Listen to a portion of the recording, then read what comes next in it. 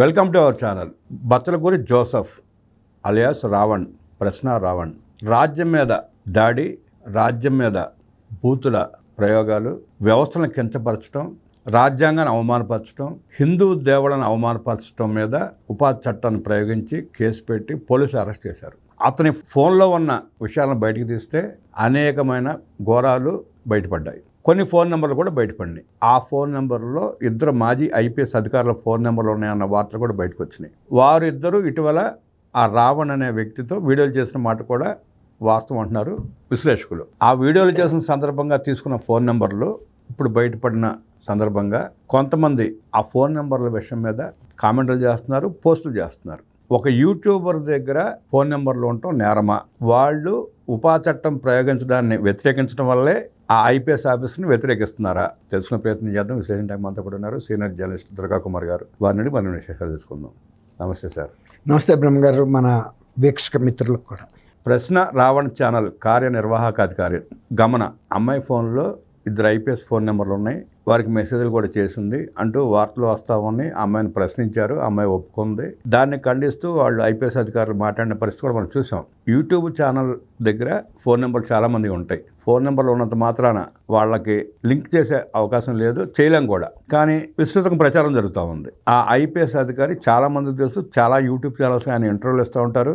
అందరికి పరిచయమైన వ్యక్తే. ఆయన నెంబర్ ఇవ్వాల్సిన అవసరం లేదు, ఆయన నెంబర్ పబ్లిక్ ఎక్కడైనా దొరుకుద్ది. ఈ సందర్భంలో నల్లమోతు చక్రవర్తి అనే ఒక ఆయన చంద్రబాబు నాయుడు గారి ఇంకొక వ్యక్తి ఫోటో పెట్టి రెచ్చగొట్టాడు. ఆ రెచ్చగొట్టడం మూలంగానే ఈ వ్యవహారం అంతా జరుగుతూ ఉంది. ఏబి వెంకటేశ్వర ఫోన్ నెంబర్ అక్కడ ఉండటం ఎవరు తప్పుపట్టలేరు.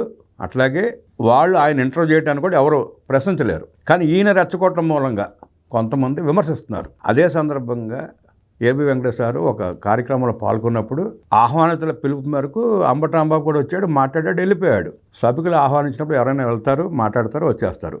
దాన్ని కూడా మనం ఎవరు ప్రశ్నించలేరు, ప్రశ్నించాలరు కూడా. కానీ నల్లమోతు చక్రవర్తి గారు పెట్టిన ఫోటో వల్లే వివాదం అంతా రాజుకుంటా ఉంది. ఈ వ్యవహారాన్ని ఎట్లా చూస్తారు సార్? ఇప్పుడు మీరు అన్నట్టు గతంలో రిపోర్టర్స్ ఉండేవాళ్ళు, అప్పుడు సోషల్ మీడియా లేదండి, యూట్యూబ్ ఛానల్స్ లేవు. జనరల్గా రిపోర్టర్ దగ్గర అప్పుడు ప్రింట్ మీడియా మాత్రమే ఉండేది, ఎలక్ట్రానిక్ మీడియా కూడా ఉండేది కాదు. ఇప్పుడు మాలాంటి వాళ్ళ దగ్గర కూడా చీఫ్ మినిస్టర్ దగ్గర నుంచి గవర్నర్ నుంచి కలెక్టర్ గారు బంట్రోత్ దాని నంబర్ రాక కూడా ఉండేవి. అప్పుడు ల్యాండ్ లైన్ నంబర్స్ అసలు యాక్చువల్గా అప్పుడు సెల్ ఫోన్స్ కూడా లేని రూళ్ళు. కాబట్టి ఇంతంత నోట్బుక్లో టెలిఫోన్ డైరెక్టరీ అనుకునేవాళ్ళం, పాకెట్ టెలిఫోన్ డైరెక్టరీలో ఉంటాయి.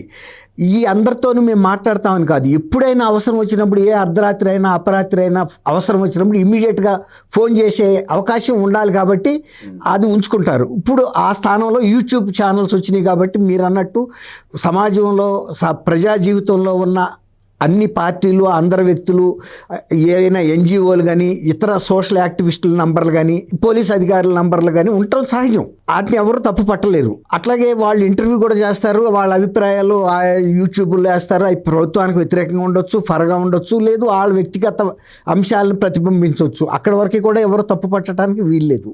ఇప్పుడు ఈ బచ్చలకూరి రావణ్ అతను మొన్నటి వరకు కూడా జోసెఫ్ అనే అతను బయటికి అసలు అతని గురించి ఎవరికీ తెలియదు. కానీ మొన్న దళిత క్రిస్టియన్ సమర్ శంకర్రావు అని జడసరావని పెట్టి వీళ్ళని పిలిచినప్పుడు అతను మాట్లాడిన తీరు, అతను మీరు అన్నట్టు అన్ని వ్యవస్థల మీద కూడా దుర్భాషలాడతా మాట్లాడతాం, తన నోటికి ఏదొస్తే అది మాట్లాడతాం, దానితో మతపరమైన అంశాలను కూడా తీసుకొచ్చాడు. అసలు యాక్చువల్గా ఆ సభ పెట్టింది ఎందుకు, ఎవరి కోసం పెట్టారు, ఎవరు ఉద్ధరణ కోసం పెట్టారు, వాళ్ళ ఉద్ధరణకి ఏమన్నా వీళ్ళు మాట్లాడారా అంటే ఏమీ లేదు. ఎక్కడ తేలా, వేరే వ్యవస్థలన్నిటి మీద విషం కక్కారు. విషం కక్కేటప్పటికి జనరల్గా రాజ్యాంగం మీద కూడా విషం కక్కినప్పుడు రాజ్యాంగం కళ్ళు తెరిచి చూస్తుంది కదా ఎవరో ఈ వ్యక్తి అని.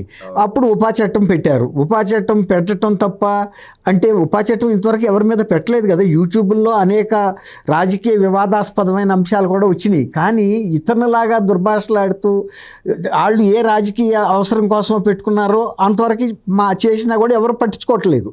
కానీ ఇతను అన్నిటినీ అతిక్రమించడం వలన ఇప్పుడు ఆయన మీద పెట్టారు. ఉపా చట్టం పెట్టారంటే దానికి తగ్గ సాక్ష్యాధారాలు దొరకబట్టే పెట్టారు. దొరకకుండా ఎట్ట పెడతారు? అది కూడా పెట్టాలా వద్దా, మీసా చట్టంలా ఇది ఉండాలా తీసేయాలా అని ఇన్ని రకాలు ఉంటే ఉండొచ్చు చర్చ. ఆ చర్చ ఇప్పుడు అనవసరం. అది ఆ కేసు అయితే జరుగుతూనే ఉంటుంది. ఇంతలోపు ఇలాంటి ఎన్జిఓలు కానీ ఇలాంటి వ్యక్తులు ఎవరన్నా లిబరల్గా ఆలోచించే వాళ్ళు ఎవరు ఏదైనా మాట్లాడే స్వేచ్ఛ భారతదేశంలో అంబేద్కర్ గారు ఇచ్చాడు. కాబట్టి అన్ని రాజ్యాంగ వ్యవస్థల మీద, న్యాయ వ్యవస్థల మీద, పార్లమెంటరీ వ్యవస్థల మీద, రాజకీయ పార్టీల మీద ఎవరినైనా ఏదైనా మాట్లాడవచ్చు అనే వాదించే వాళ్ళ వాదన కూడా మనం ప్రస్తుతానికి నిజమే, కరెక్ట్ అని అనుకుందాం. ఆ వాదన కొనసాగుతూ ఉండొచ్చు. అది జరుగుతుంది, ఇది రెండు జరుగుతాయి. ప్రజలందరూ కూడా దాని మీద మనసు పెట్టి ఆలోచించినప్పుడు ఏది ఉండాలి, ఏది తీసేయాలన్నది జరుగుతుంది. ఇప్పుడు కేవలం టెలిఫోన్ నంబర్స్ వాళ్ళ దగ్గర ఈందున్న వాళ్ళ నంబర్లు ఈ ఐపీఎస్ అధికారి, మాజీ ఐపీఎస్ అధికారి దగ్గర ఉన్న వచ్చిన ప్రమాదం ఏమీ లేదు. చాలా నంబర్స్ ఉంటాయి. ఇవాళ రేపు కొన్ని వేల నంబర్స్ కూడా దాచుకునే సిస్టమ్ టెలిఫోన్స్లో ఉంది. కాబట్టి వాళ్ళు కాకపోతే ఏంటంటే ఒకవేళ కనుక ఏదైనా వివాదాస్పద అంశంలో వీళ్ళ ప్రోద్బలం కనుక వాళ్ళకు ఉంది, వీళ్ళు దాని వెనకాల ఉన్నారు అనుకుంటే ఇవాళ డేటా తీసుకునే అవకాశం కూడా టెక్నాలజికల్గా ఉంది. ఆ తర్వాత వాళ్ళు ఏం మాట్లాడారో కూడా టేప్ రికార్డర్ ద్వారా తీసుకునే అవకాశం కూడా ప్రభుత్వ రంగ సంస్థలకి, వ్యవస్థలకు ఉంది.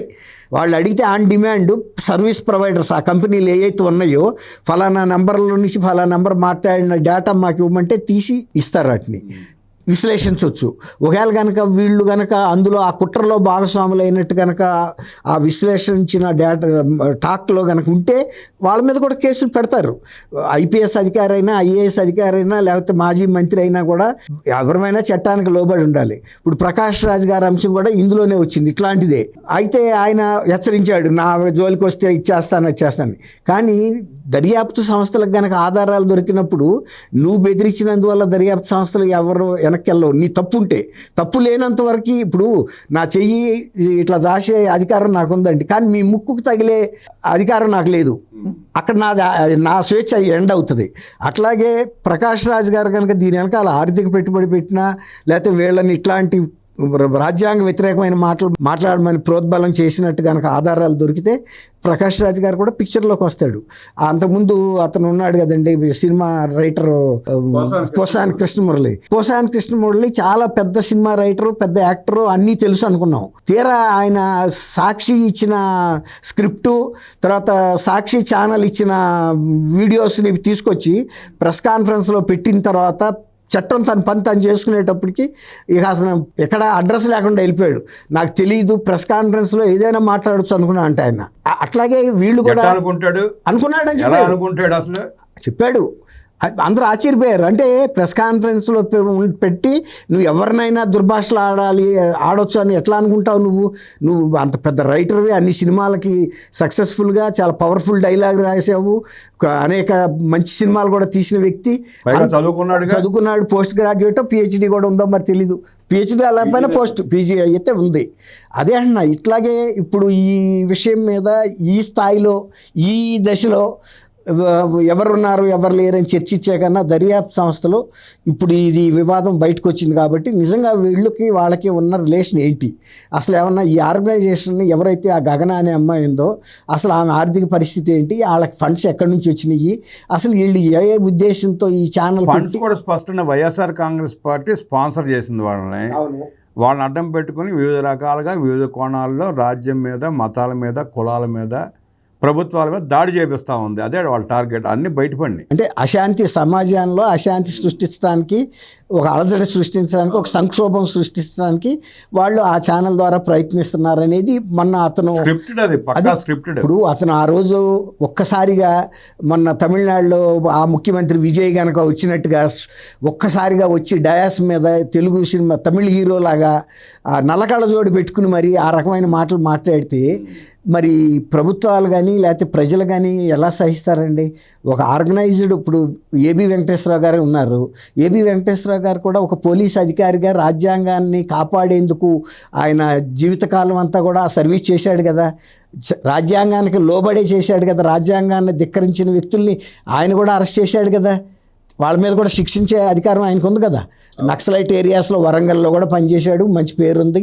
ఇప్పుడు నక్సలైట్ల సిద్ధాంతం మంచిదా చెడ్డదా అని తర్వాత, కానీ ప్రభుత్వానికి లేదా రాజ్యాంగంలో ఉన్న విషయాలకి వాళ్ళు విరుద్ధంగా వ్యవహరిస్తున్నారు కాబట్టి వాళ్ళ అధికారులుగా వాళ్ళ చర్య ఆయన తీసుకున్నాడు. ఆయన పరిమితులకు లోబడి ఆయనకి అప్పగిచ్చిన బాధ్యతలని ఫుల్ఫిల్ చేయటానికి, వాటిని సంపూర్ణంగా అమలు చేయటానికి. అట్లాగే ఇవాళ వీళ్ళు అసాంఘికమైనటువంటి పనులు, సంఘ వ్యతిరేకమైన పనులు చేస్తున్నప్పుడు మరి ఈయన కేవలం తన అభిప్రాయాలను ఆ ఛానల్లో పంచుకోవటం వరకే వాళ్ళతో ఉన్నాడా, లేదు వాళ్ళని ఇతరత్రా ప్రోత్సహించిన వ్యక్తులు ఎవరైతే ఉన్నారో అటువంటి, ఇప్పుడు నల్లమోతు చక్రవర్తి గారు ఉన్నాడు, ఆయన సెంటర్ ఫర్ లిబర్టీ అనే ఒక ఆర్గనైజేషన్ గతం నుంచి నడుపుతున్నాడు. ఆయన కొన్ని వ్యవస్థల మీద క్రిటికల్గా కామెంట్ చేస్తున్నాడు. ఈయన కూడా దాంతో అసోసియేట్ అయి ఉన్నారు. కానీ ఎవరైనా కూడా ఒక పరిమితికి లోబడి ప్రభుత్వం చేసే తప్పుల్ని ఎత్తి చూపినా, రాజ్యాంగ వైఫల్యాలు ఎక్కడ జరిగినప్పుడు ఎత్తి చూపినా వాళ్ళ మీద కఠినమైన చర్యలు తీసుకునే అవకాశాలు ఏమి ఉండవు. వాళ్ళకు కూడా కొన్ని స్వేచ్ఛ, స్వాతంత్రం ఉన్నాయి, ఫండమెంటల్ రైట్స్ ఉన్నాయి.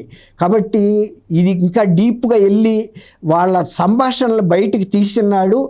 ఒకవేళ కనుక ఆయన పాత్ర ఉంటే అప్పుడు ఎవరైనా ఆక్షేపించవచ్చు. కానీ ఇంత సీనియర్గా ఉన్న వ్యక్తి ఇంత చిల్లర అంశాల్లో ఆయన తలపెడతాడని అయితే వ్యక్తిగతంగా నేను అనుకోను. కాకపోతే ఆయనకి ప్రభుత్వం మీద కొన్ని అభిప్రాయాలు ఉంటే వాటి వరకు ఆయన అవుతాడు తప్ప, అసలు ఈ వ్యవస్థని తుదముట్టించడానికి ఎవడన్నా ప్రయత్నిస్తుంటే ఆయన కూడా అందులో భాగస్వామి అవుతాడనే అంశంలో నాకైతే నమ్మకం లేదు. ఎందుకంటే ఇంతకాలం ఆయన ఒక నిబద్ధతతో పనిచేసిన అధికారి, డిపార్ట్మెంట్లో కూడా ఆయన అంటే పేరుంది, సమాజంలో కూడా పేరుంది. నేనైతే నమ్మను.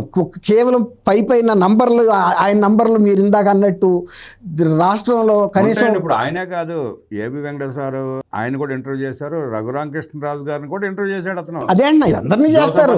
ఇప్పుడు ఇంకోటి అండి, ఇప్పుడు మేము యాజ్ ఏ జర్నలిస్టులుగా మా దగ్గర జైలు అధికారులు ఉంటాయి, జైల్లో ఉండే వ్యక్తులు కూడా ఉంటాయి. ఎందుకంటే నేను ఇంటర్వ్యూ చేస్తున్నాను మీతో, మీరు నాతో మాట్లాడుతున్నారు, పిలిచాను వచ్చారు, లేకపోతే మీరు వచ్చారు, నేను చేస్తున్నా, నేను ఏం చేశాను నా వెనకాల మీకేం తెలుస్తుంది, మీకేం సంబంధం? అట్లాగే నా గురించి కూడా మీకు తెలియదు కదా. ఇప్పుడు అంతకుముందు నేను ఎవరికి ఇంటర్వ్యూ ఇచ్చి వచ్చాను, ఎవరో సంఘ వ్యతిరేక శక్తులకి ఇచ్చి ఉండొచ్చు, మళ్ళీ ఇప్పుడు ఇక్కడికి వచ్చి కూర్చున్నాడు కాబట్టి అక్కడ జరిగిన అరగంటలోనే వేరే బ్రహ్మంగారు కూడా ఆయన ఇంటర్వ్యూ చేశాడు కాబట్టి ఆ గత ఇంటర్వ్యూకి కూడా ఈయనకి సంబంధం ఉందా అంటే ఏం చెప్పలేం. అట్లా అది మనం అంత తొందరపడి కన్క్లూజన్కి రాకూడదండి. కళ్యాణదుర్గం వైఎస్ఆర్ కాంగ్రెస్ పార్టీ నాయకుడు ఉమామహేశ్వర నాయుడు ఇంట్లో వాళ్ళు ఛానల్ పెట్టున్నారు, డబ్బులు కూడా అతనే సపోర్ట్ చేస్తున్నాడు, ఫండింగ్ చేస్తున్నారు. అతని ద్వారా జగన్ రెడ్డి ఫండింగ్ చేస్తున్నాడు. కళ్యాణదుర్గం ఎమ్మెల్యే అమిలినేని సురేంద్రబాబు మీద ఈ మధ్య టార్గెటెడ్ వీడియోలు కూడా చేపించారు వీళ్ళు, లేనిపోని చెప్పి. ఇప్పుడు వైఎస్ఆర్సీపీకి సోషల్ మీడియా ఉన్న మాట వాస్తవం. వాళ్ళు సోషల్ మీడియా కార్యకర్తలని, ఆర్గనైజర్స్ని పిలిచి అనేక సార్లు మీటింగుల్లో కూడా మీరు న్యాయ వ్యవస్థ మీద, న్యాయమూర్తుల మీద కూడా మీ ఇష్టం వచ్చినట్టు పోస్టులు పెట్టండి, మేము చూసుకుంటామని కూడా వాళ్ళు హామీలు ఇచ్చిన మాట వాస్తవం. ఈవెన్ జగన్మోహన్ రెడ్డి గారు కూడా బహిరంగంగా చెబుతున్నాడుగా, అమ్మ అయితే 3 నెలలు జైల్లో పెడతారు వెళ్ళండి అని. వాళ్ళు సోషల్ మీడియాను ఉపయోగించి 2019లో అధికారంలోకి వచ్చారు. అసలు సోషల్ మీడియాని అధికారంలో రావటానికి ఉపయోగించుకోవచ్చు అని దేశంలో ఉన్న రాజకీయ పార్టీలకి ఫస్ట్గా నేర్పిందే వైఎస్ఆర్సీపీ. అంతకుముందు సోషల్ మీడియా వేరు, రాజకీయ పార్టీలు వేరు, వాటి పని అవే, వీటి పని ఇవి చేసుకునే. కానీ ఈ రెండు మిక్స్ అయినాయి. ఇప్పుడు వైఎస్ఆర్సీపీకి ఒక బలమైన కోట కట్టుకున్నారు. దాంతోనే మనం ప్రజలను మభ్యపెట్టొచ్చని 2024లో చేసిన ప్రయత్నం వికటించింది. కాబట్టి మళ్ళీ ఇంకొక ప్రయత్నం చేయటానికి ఇప్పుడు ప్రశాంత్ కిషోర్ని తీసుకొచ్చింది కూడా ఇట్లాంటి పని కోసమే కదా. కాబట్టి ఈ దశలో మనం ఏ పోలీస్ అధికారులను కానీ, ఇతర సోషల్ యాక్టివిస్ట్ని కానీ వాళ్ళ వ్యక్తిత్వాన్ని అనుమానించాల్సిన సందర్భం అయితే అని నేను అనుకోవట్లేదు. ఛానల్స్ డిబేట్లో పాల్గొన్నంత మాత్రాన వ్యక్తులకు సంబంధాలు అంటకంటం కరెక్ట్ కాదని, అలా జరిగే అవకాశం లేదని, ఆయన కూడా చాలా సీనియర్ నేతని, జోసెఫ్ అనే వ్యక్తి చేసిన కార్యక్రమాలకి ఉదాహరించిన ఐపీఎస్ మాజీ ఆఫీసర్లకు ఎలాంటి సంబంధం ఉండే అవకాశం లేదని, ఇన్వెస్టిగేషన్లో బయటపడితే వారి మీద కూడా చట్టపరమైన కేసులు తీసుకునే అవకాశం ఉంటుందంటే విశ్లేషించిన దుర్గా కుమార్ గారికి ధన్యవాదాలు తెలియజేస్తూ నమస్కారం.